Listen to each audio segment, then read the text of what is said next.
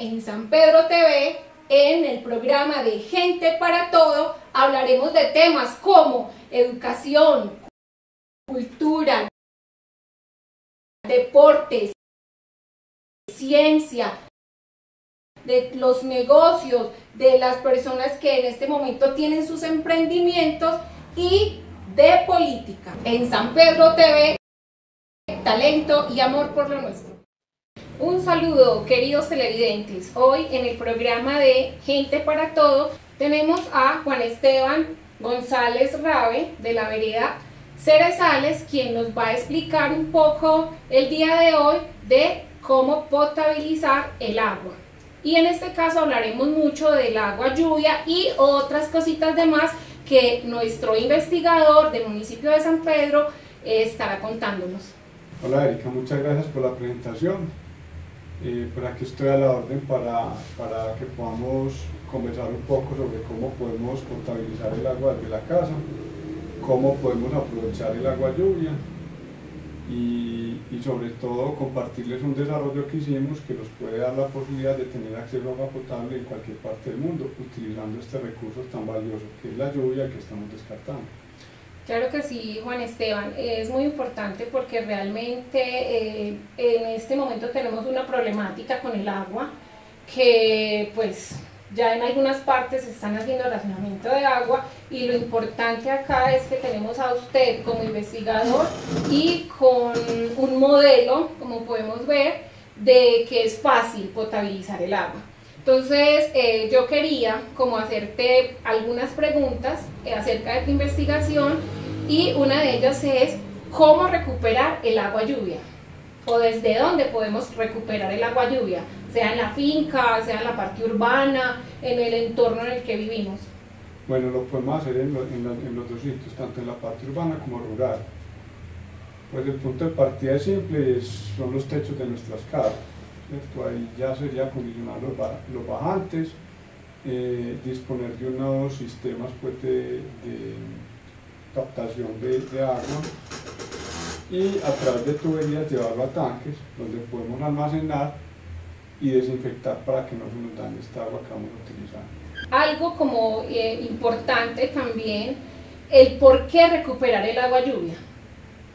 Porque es un recurso de muy buena calidad, de mucho mejor calidad que las aguas superficiales, el costo de tratamiento es menor y ya con el sistema que nosotros desarrollamos podemos garantizar la calidad del agua, que cumple norma de agua potable, pues ya hemos hecho análisis, y es un agua que con este sistema, el sistema nos va a durar mucho más tiempo. Aparte del agua lluvia, pues uno tendría varios factores. ¿Por qué es fácil el agua lluvia, no el agua fácil, por ejemplo, de los ríos o el agua de los mares? ¿Qué de pronto nos puede decir cómo diferenciar este proceso?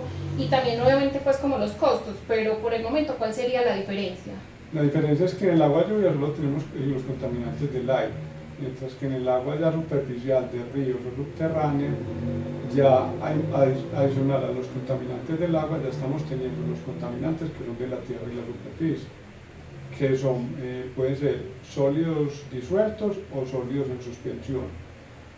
Puede ser contaminación orgánica, que es mayor, pues que es de mayor nivel. Es como la descomposición de la materia orgánica, dependiendo pues de donde se encuentre el río o la quebrada, para hacer este proceso. Sí, y todas las bacterias y microorganismos que hay de manera superficial, que algunos pueden ser beneficiosos, pero otros pueden ser patógenos, nos pueden causar enfermedades. Sí, porque tengamos en cuenta que el agua lluvia no es solo para los jardines, no es solo para lavar la ropa, trapear, hacer como cosas cotidianas del hogar. Entonces aquí es una invitación que con esta investigación, de manera muy especial, hacerlo práctico, desde la facilidad de los recursos que hay, pues como en el momento, en el entorno con la persona que pueda hacerlo y que lo quiera hacer. Aparte del jardín, ¿dónde más se puede utilizar el agua lluvia? Pero es que el agua lluvia la podemos utilizar para todas las actividades que normalmente utilizamos el agua. Lo que pasa es que como ya estamos dependiendo de sistemas gubernamentales o privados, que son los que se encargan de la potabilización, básicamente acueductos. Entonces es un recurso que venimos descartando desde hace mucho tiempo, pero que, como usted decía, es muy valioso, de mucha mejor calidad y mucho más fácil de tratar.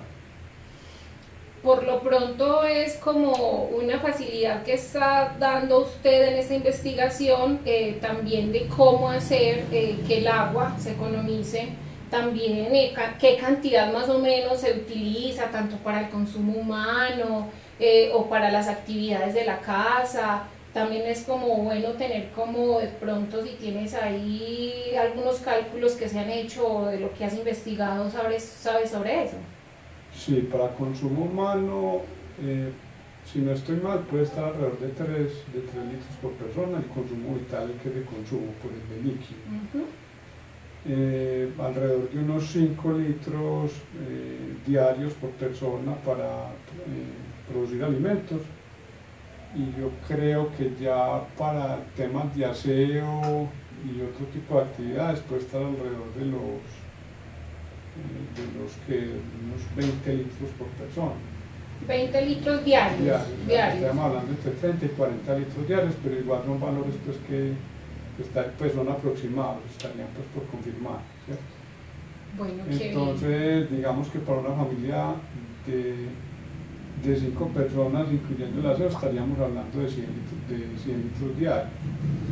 ¿Qué podemos aprovechar? Agua lluvia desinfectada, porque no es necesariamente toda el agua que voy a utilizar la tengo que tratar para que sea potable. O sea, hay que utilizar, digamos, los 3 litros diarios, que es la que se va a... Alrededor de unos 8, pues, hablando de preparación de alimentos también. Para la preparación de alimentos y el consumo. Y la otra, pues, sería potable, pero no desinfectada. No, lo contrario, desinfectada, pero no potable. Ok. ¿Sí? Listo. Porque en la desinfección pueden quedar otros contaminantes que precisamente el filtro que desarrollamos cumpliría la función de remover. Bueno, interesante porque es algo que uno pues en complemento no sabe, y uno cuando sale y se moja y ¡ay, el agua lluvia! Y es otra cosa, porque cuando uno, bueno, está en el ambiente, cae agua lluvia, sabe salada. Pues no sé, yo ahí de pronto puede saber salada si uno está haciendo ejercicio. Porque yo creo que sería más por eso, que considera que uno esté haciendo... Porque, o sea, al caer entonces como al cuerpo, el mismo sudor de uno, y ya al pasar, sí, entonces habría como... Porque en general el agua lluvia entonces es simple, no tiene ningún sabor, no sabe a nada. No, de hecho hay una cosa muy curiosa con este filtro, y es que cuando la pasas por este proceso queda con una sensación de dulzor en la boca, y ahí el nombre de agua dulce. O las aguas que son naturales de nacimiento o de montaña, pues que tienen unas propiedades que te las puedes tomar directamente, a veces se dan las coincidencias, tienen también una sensación dulzona en el paladar, y ahí el nombre de agua dulce. El agua dulce. Es gratuito. Bueno, entonces estas aguas, ¿de dónde sale? Agua mineralizada, agua natural, esto varía del por qué. Mineralizada porque arrastra los minerales que tiene la montaña y el suelo. Sí. Natural, pues porque sale de la naturaleza, ¿cierto? Básicamente esos son como los... Pero siendo como lo mismo, solo que... Uno hace referencia a lo que te decía al principio, sólidos disueltos, que son, hay algunos que son beneficiosos y otros que no. Por eso las aguas de manantial era la palabra que estaba buscando ahora. Tienen que hacer análisis para ver si es viable embotellarles, si tiene las propiedades pues, que prometen. El agua del manantial es la que dicen que es agua natural. Sí, que sale también de la naturaleza. La natural es porque sale de la naturaleza directamente. Ok, bueno, gracias por la aclaración, Juan. Juan Esteban, cuéntanos esta parte de cuando las aguas quedan sumidas en potreros. ¿Qué pasa ahí? ¿A dónde van? ¿O cómo se puede recuperar esas aguas? ¿O realmente qué nos perjudica para de pronto hacerle este proceso? Los potreros tienen una característica muy particular, es que tienen pues la boñiga o las heces pues, de animales. Ya hay unas contaminaciones orgánicas que pueden ser patógenas, porque en la boñiga hay un cultivo de bacterias pues, muy rico. Y el problema ahí es que esté cerca de una fuente de agua o un cauce de agua, que llueva y que toda esa materia en descomposición, todas las heces fecales del animal vayan a caer a la fuente y que esa fuente abastezca sistemas de suministro de agua potable a las poblaciones, ¿cierto? Entonces ahí tenemos que tener en cuenta que normalmente las plantas de tratamiento tienen dos procesos que son la floculación, sedimentación y la desinfección. Pero ya cuando estos contaminantes son orgánicos, muchas veces esas dos etapas no logran hacer la remoción de los contaminantes, mucha de la parte orgánica se queda en la floculación, ¿cierto? Ya eso nos entrega un agua cristalina, pero a veces pueden pasar olores. Y a veces si la carga de contaminación orgánica es muy alta, pues puede alcanzar a pasar, puede que la desinfección no logre hacer la barrera que le corresponde y que haya riesgo de contaminación pues ya para el consumo humano, el tema de la salud. De ahí viene el tema también de que hay que tener en cuenta, eso sería tomado como aguas freáticas, o a qué se deriva el agua freática. El agua freática es la que es subterránea, la que está por debajo del nivel freático. Entonces puede tener contaminaciones orgánicas y contaminaciones minerales, de las disueltas de los minerales que hay en la tierra. Interesante todo este tema, porque son cosas que normalmente no sabemos y que las personas del campo, algunas que recurren por estar lejos de un agua potable o porque no toman de esta agua sin saber que realmente puede ser o puede ser dañina para pues beneficio en el tal pues que de pronto quita el sedentarismo, pero en relación da una segunda acción que no sería buena para el organismo, porque ya nos estás contando de que pues tiene ya mucha descomposición por todo esto del ambiente en el que se está y no se puede consumir. Sí, ahí como te digo ya hay que entrar a verificar los análisis pues, de cada una de las plantas, hacer seguimiento. De hecho en el acueducto de la vereda donde nosotros vivimos, que es el de la Pulgarina, hemos tenido algunas veces, aunque ya no tanto, pues ya se ha controlado mucho, contaminación por boñiga. Y otra de las cosas que me faltó mencionarte es que a veces de estas barreras o estas etapas de tratamiento que te decía, como floculación, sedimentación y desinfección, logran pasar los olores. Entonces ya no es solo, es también la parte desagradable y que ese olor ahí es un indicio directo de que hay una contaminación. De lo que hablamos ahorita, que el agua no huele a nada, entonces por ende hay que hacer un buen proceso para que esto se garantice y se evite pues como estas estos contras que no nos ayudan para la salud. Otra cosa que quisiera preguntarte, ¿cuál es la diferencia del acueducto veredal al acueducto y alcantarillado normal de empresa? Pues que es más pequeño y lo otro es, digamos, ya dependerá de la organización del acueducto. ¿Sí? Pero en temas de, por ejemplo, el proceso, o sea, ¿qué de pronto nos puede decir usted el proceso de acueducto veredal al proceso del agua, así por decir acá que tenemos ASA, que es el acueducto principal? En realidad es el mismo proceso, ya depende de la tecnología y los recursos que tenga cada acueducto, pero los procesos son los mismos. Siempre deben de llevar como unos lineamientos, es más pequeño, o sea, la principal diferencia es que es más pequeño, que el número de usuarios es más pequeño. Y donde va el agua realmente tienen que ir en los mismos pozos. Sí, los procesos son los mismos: floculación, sedimentación, desinfección y filtración con carbón, con diferentes tipos de carbón. Si hay contaminación de olores, pues la recomendación es que se use carbón activado. Lo que pasa es que es más costoso y de hecho es la función que cumple el sistema que nosotros desarrollamos. O sea, podría ser una última barrera de los acueductos, o sea, que funcionen bien o no, para mejorar la calidad del agua. Sí, porque en muchas partes utilizan barril, depósito, cisterna. ¿Qué de pronto nos puede ofrecer? ¿Qué ventajas ofrece cada uno de estos? Bueno, ahí ya estamos hablando del tema de almacenamiento. Sí, el almacenamiento. Ahí lo que varían son, pues, que pueden variar como ventajas o desventajas, son los materiales, en cuanto a la durabilidad, en cuanto a la contaminación que pueda generar sobre el agua.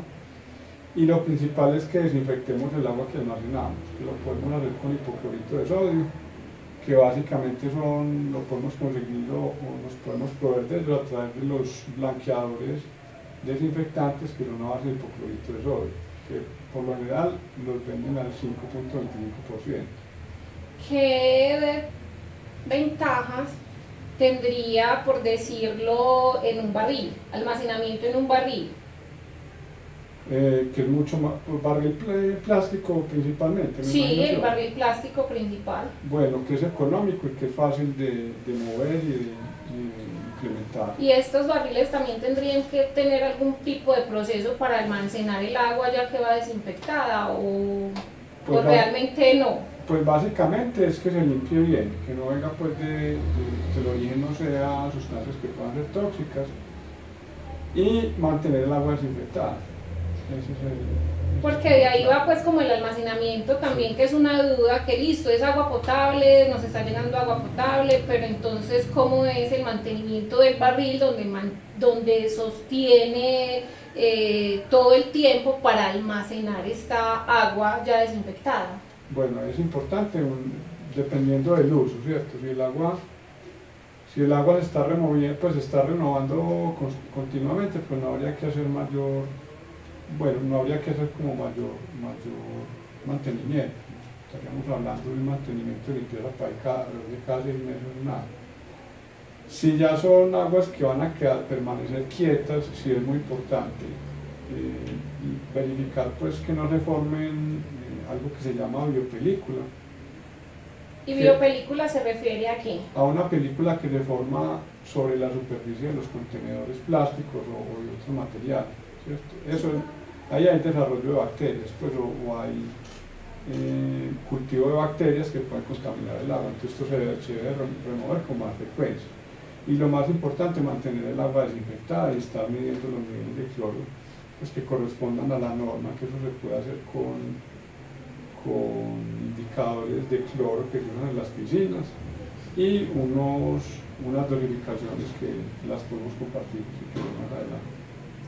Es que de ahí va, por ejemplo, mi abuela, que alegaba mucho con mi abuelo que para qué mantenía tanta agua retenida, llenándose de mosquitos, llenándose de lama, llenándose de un poco de cosas. ¿Qué consejos tú nos puedes dar acerca de esas aguas retenidas y de ahí pues por qué los antepasados mantenían esa agua? Porque decían que eso era bueno para el organismo. ¿Qué nos puedes decir acerca de eso? Bueno, pues antes no había tanto conocimiento como tenemos de química ahora y de pronto algunas personas no tienen esa información, ¿cierto? Entonces ahí se desarrollan microorganismos que, como te decía, algunos pueden ser beneficiosos, algunos pueden ser dañinos, patógenos, pero como no sabemos, pues siempre uno debe desconfiar. Ya con el acceso a sustancias químicas que tenemos ahora, particularmente el hipoclorito de sodio que lo usamos todos en el hogar, podemos mantener esa agua desinfectada. Lo que pasa es que si esa desinfección es con materia orgánica, se pueden producir otras sustancias que son tóxicas para el consumo. De ahí la posibilidad también del sistema que desarrollamos, que tiene la capacidad de remover esa sustancia. Bueno. Entonces era también, digamos que hasta ahora que desarrollamos este sistema, no había la facilidad de garantizar un proceso que técnicamente estuviera validado y nos diera la garantía de que el agua que estamos procesando es realmente potable. Lo hacemos a riesgo, o sea, los filtros hasta ahora son a riesgo de que funcionen o no. ¿Y en qué porcentaje más o menos se encontraría pues como potabilizar el agua? Pues cumplimos con la ley, eso está regulado por norma agua potable en los acueductos y nosotros logramos cumplir esa norma. Y del 1 al 100, digamos, sería 100. Sería 100. Sí. Juan Esteban, quisiera saber por qué en algunos acueductos veredales llega como amarillosa, como una agüita, como que a veces uno dice por qué está viniendo así y otros días blanquita como si nada pasara. ¿Esto se debe de pronto a qué? Puede haber dos tipos de contaminantes que generan estas características. Aún estando pues procesada, sí, y con todo su proceso. Por ejemplo, en algunos acueductos que están ubicados en bosques de roble, la hoja de roble produce un tanino que genera este color. Es un pigmento que, si no estoy mal, debe ser soluble en agua y no se logra remover por los procesos de floculación o sedimentación. Entonces es un agua que puede, o sea, que puede no ser nociva, pero sí genera ese color y esa, pues esa ¿cómo diríamos? Esa desconfianza, ¿cierto? La otra causa puede ser hierro y manganeso en suspensión. Ese hierro y manganeso en suspensión se da... De pronto hay por fallas en los procesos de floculación o porque las plantas de tratamiento no tienen esa. Y eso lleva unos tiempos también. Sí, hay unos tiempos de retención, una mezcla de floculante, pues unas proporciones químicas para que funcione bien, y ahí es muy importante que el operario de la planta haga muy bien su trabajo. Muchas veces se puede tener la planta y el equipo, pero si no hay los conocimientos y un manejo adecuado, pues entonces no se cumple. Eso es como una fórmula, digámoslo así, sí, que siempre tiene que tener noche y día en los horarios pues como específicos para ser como una secuencia. 24 horas, de hecho es una de las dificultades de los acueductos veredales cuando no se tienen los 3 turnos por costo. La población es muy pequeña, no se alcanzan a pagar los tres operarios. Entonces digamos que la planta está monitoreada 8 horas al día y las otras 16, pues si hay cambios en la y casi siempre pasa eso, que usted en el día está bien, llegó la noche y al otro día ve porque llegó el agua así, no llovió, todo normal, y no llega el agua. Vea, interesante saberlo. Y de hecho se ha hecho la recomendación en los acueductos que automaticen la floculación en las plantas de tratamiento. La floculación sería como qué específicamente. Floculación es el proceso, yo te hablo ahorita de contaminantes de sólidos en suspensión, ¿cierto? Entonces la floculación es esos sólidos están en suspensión, pues material sólido es que no está disuelto en el agua, que está en suspensión es porque está suspendido, porque son partículas muy pequeñitas. Entonces se llama floculación a juntar esas partículas que, como son tan chiquiticas, no caen. ¿Son microscópicas? Se podría decir, sí, no las ves, tendrías que verlas con un microscopio. Pero si tú ves el agua con un microscopio vas a ver punticos, como arenitas chiquiticas. Es lo que pasa en los limos y en las arcillas. Como son tan pequeñas, ellas no caen. Entonces hay que flocularlas, que es formar un flóculo, o coagularlas, que es un término como más en español, que es formar un coágulo. ¿Para qué? Para que tengan suficiente peso y ellas caigan. Entonces floculación es juntar las partículas pequeñas en una partícula más grande. Y ahí se deriva la coagulación del agua. Exacto. Que eso es... ¿qué? Es un término, pues, uno conoce la coagulación de la sangre, pero en el agua, ¿cómo se daría la coagulación del agua? Digamos que son términos sinónimos, aunque algunos hacen algunas diferenciaciones en el proceso, pero básicamente estamos hablando de formar una partícula más grande. ¿Para qué? Para que ella pueda caer por gravedad. Entonces eso es lo que hace que el agua se vuelva cristalina. Cuando hay fallas en estos procesos, pues las aguas nos llegan amarillas o nos llegan turbias y nos generan también desconfianza y riesgos también para la salud, porque en esas partículas es también donde se pegan los microorganismos. Interesante, Juan Esteban. Esas son cosas que cada uno aprende. Así que, amables televidentes, esto sobre el tema del agua es demasiado importante. Ahora vamos a seguir, Juan Esteban, ¿por qué es importante o qué criterios deberíamos de seguir para adquirir este sistema concretamente? Bueno, pues nosotros estamos en proceso de emprendimiento. Pues sería contactarse conmigo y pues nosotros le fabricaríamos el sistema y lo proveeríamos con los suministros pues, que sean necesarios. ¿Qué costo tendría iniciar este proceso de potabilización del agua de lluvia en los hogares? El kit básico lo tenemos estimado alrededor de los 90.000 pesos. ¿90.000 pesos? Y la recarga de carbón más o menos cada 3 meses en 8.000, dependiendo pues de la cantidad de agua que se procesa. Claro, nosotros acá vemos que tenemos a manera muy artesanal de cómo ustedes hacen el proceso de potabilización del agua, en este caso del agua lluvia, sí, que es como la más adecuada y la que podemos fácilmente tomar desde cualquier punto de nuestra vida cotidiana. Explícanos, por favor, esta base que tenemos aquí hace las bases de qué, y aquí ya quedaría el agua potabilizada, ¿cierto? ¿Nos puedes explicar, por favor, un poco cómo sería ese proceso para que nuestros televidentes tengan como una idea y pues se vayan como animando para que esto lo puedan hacer desde su casa y ahorren un poquito más el agua y cuidar el planeta? Dame un momento, porfa, yo te traigo el agua y así iniciamos. Juan Esteban, cuéntanos entonces aquí cómo sería el proceso.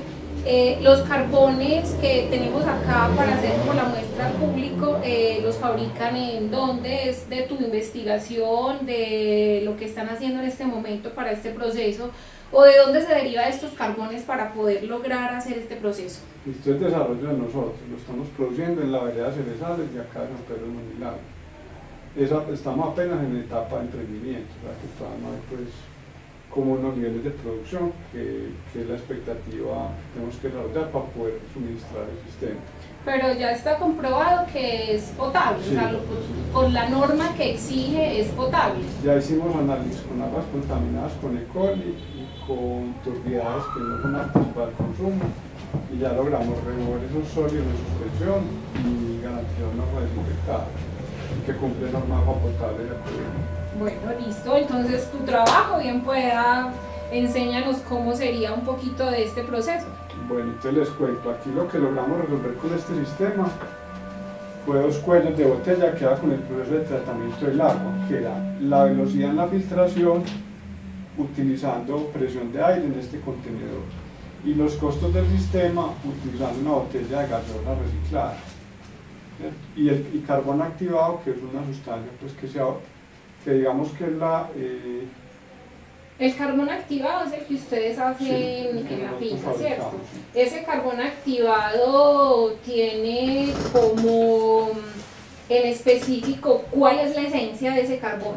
La esencia es que tiene una densidad superficial muy alta, entonces todos los contaminantes logran entrar en contacto con el carbón y ser removidos por él, ¿cierto? Un carbón que no es activado sería, por ejemplo, una antracita, que no es un carbón poroso, no remueve, pero no remueve la cantidad que lo hace el carbón activado. Y todas las sustancias que son tóxicas orgánicas, que son moléculas orgánicas, que logran quedar pegadas a esta malla.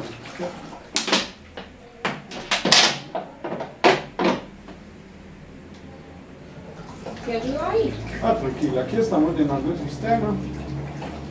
Se está llenando el sistema que se compone de embudo, una botella plástica, algodón, una tapa perforada y el material filtrante a base de carbón activado. Y el material filtrante que es el carbón que ya está activado para hacer el proceso. Sí, señor. Entonces, por ejemplo, otro producto que desarrollamos es un indicador de vida útil. Pregunta, ¿la tapa debe de estar así como está? Sí, perforada para que pueda... ¿Perforada? Sí, para que pueda pasar el agua, pues, si no, no tendríamos cómo. Entonces aquí van a ver, pues normal, aquí por efectos de tiempo no lo voy a dejar asentado, pero normalmente, pues acá pueden ver que la velocidad es muy baja. Yo lo dejo asentar para que el carbón se organice, pero pueden ver acá que a esta velocidad sería muy difícil uno tener el agua para consumo. Que pues yo voy a obtener medio vaso de agua en una noche, entonces eso no me va a alcanzar, que es lo que se hacía con los filtros de supervivencia o los filtros que hasta ahora se han hecho feria en la ciencia. Ya con esta idea pues que en su momento se nos ocurrió, yo diría que Dios nos la sopló al oído, van a ver, miren cómo aumenta la velocidad. Ay, pero mira qué interesante. Y entonces yo aquí ya sí... Un gusanillo, ¿cierto? Sí, un gusanillo. Sí. Y le con el aire hace que sea más rápido la velocidad al bajar el agua. Entonces esta primera que sale oscura la descartamos. ¿Qué tanto se descarta? O dependiendo de lo que usted quiera. La basecita, lo que me alcanza a llenar aquí la base de la botella. De la botella, ok. Listo, no sé... Bueno, venga, esta jarrita. acá, ¿sí? esta jarrita. Y ya ustedes aquí pueden ver que la que sigue sale mucho más cristalina. Entonces, los dos criterios pues, básicos que podríamos evaluar en la casa para saber si el agua es potable es que sea cristalina, que no tenga color ni olor y que no tenga olor. Y ahí podríamos desinfectar, porque un agua que tenga color o que sea turbia es riesgosa en la desinfección porque puede producir sustancias que pueden ser más tóxicas. De ahí es una pregunta que me surge, ¿por qué cuando se va el agua regresa nuevamente y uno abre una llave es como una explosión? Porque hay aire en el ya sistema. no circula el agua, entonces queda como un aire ahí. Es porque en la red de distribución, por alguna actividad de mantenimiento o porque hubo un momento en que se agotó el agua en el tanque, le entró aire al sistema de distribución. Entonces este aire se disuelve en el agua.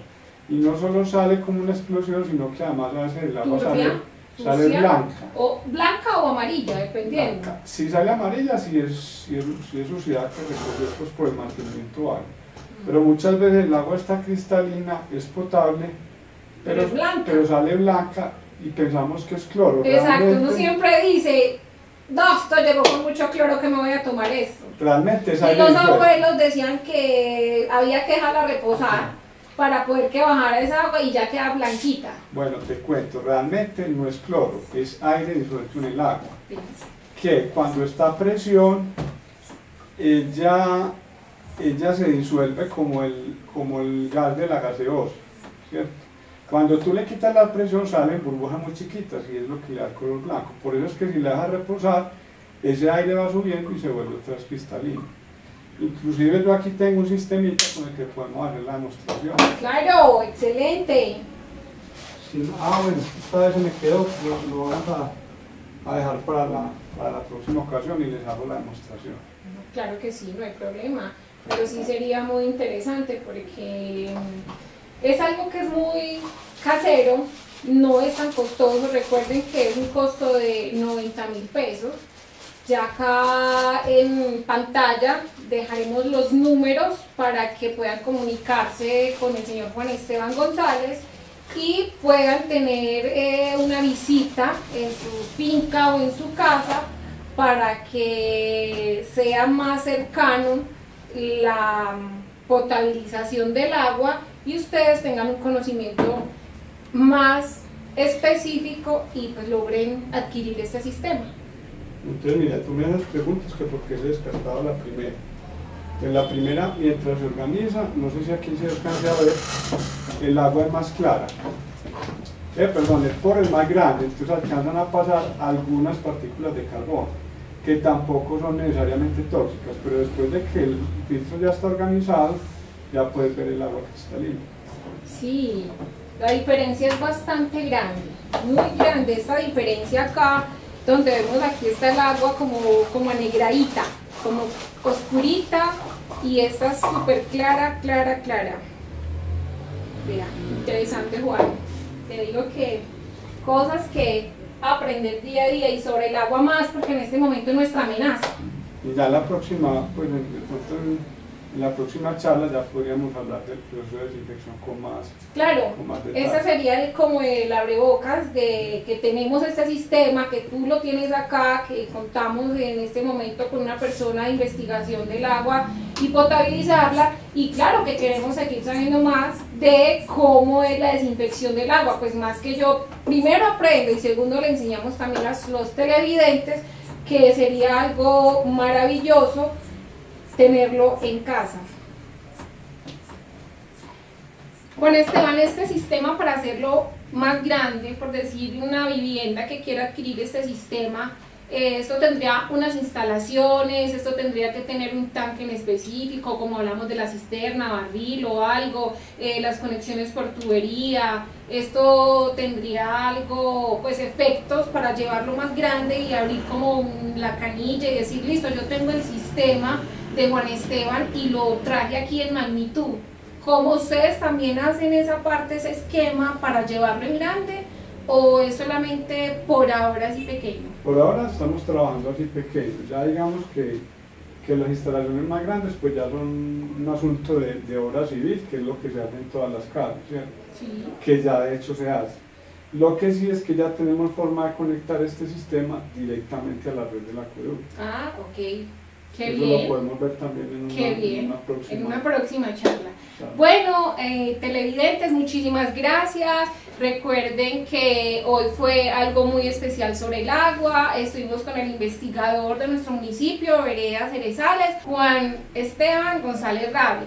Cuéntanos entonces numerito, dirección, email, todo lo que tengas para poder que te contacten y puedan tener más información acerca de potabilización del agua.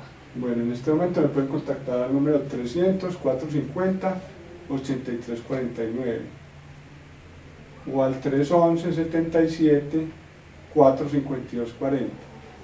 Bueno, recuerden que en pantalla nuevamente están los numeritos, el correo, para que escriban, se conecten y tengan más información.